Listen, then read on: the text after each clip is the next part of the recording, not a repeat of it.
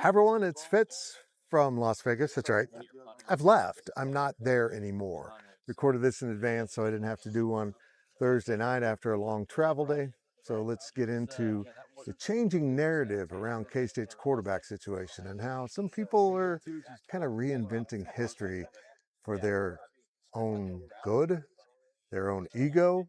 We'll get into it right after I remind you to please subscribe to this YouTube channel, hit the thumbs up, leave those comments. They're tearing out everything behind me right now as we shut down the final day of Big 12 Media Days.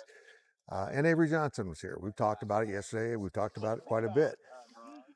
But it turns out folks in Ohio decided that Will Howard left the job to Avery Johnson, just like gave it to him. Like, we knew by the end of the season Will was leaving. And a big reason why he was leaving was there was no promise he would be the starter. Yeah, he was the veteran guy, but everyone in practice knew who would be the starter in his sophomore season. It was going to be Avery. It was absolutely going to be Avery. He's considered a generational player by everyone associated with the football program. And Will Howard didn't want, I don't want to say didn't want to compete because he likes to compete. He didn't want the annoyance of maybe losing his job to a younger player. Look, he was upset when he got pulled out at Texas Tech, even though Avery ran for 5 touchdowns. So, yeah, he just thought there were greener pastures. And he also realized he could probably cash in the NIL space. But I don't know really how much NIL money he got out of Ohio State. I never heard a figure. But I'll say this, if it doesn't exceed $1 million, he's not getting as much NIL money as Avery Johnson, because that's what he's getting paid at Kansas State. He's one of the few players Chris Kleiman has invested big money in the recruiting process and not just as a proven commodity, which is usually where K-State puts its NIL money.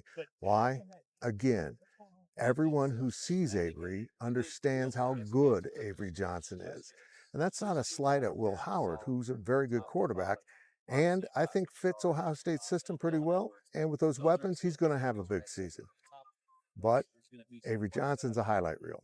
And as long as he stays healthy, I think the world of college football will understand why the player departed. It's almost like Jalen Hurts leaving. It's you were losing your job, so you moved on to someplace else, and it's just the way college football works now. There was no promise when Will went to Ohio State he was going to be the starter, but he didn't have Avery Johnson around either. We'll see if Will can earn the job because he does have competition. He's a really good quarterback. I'm not saying he wasn't. I'm just saying this year he would have been the second best quarterback on the K-State roster. And everyone in this program and around this program knew that fact, including the players, including the coaches, and including Will Howard.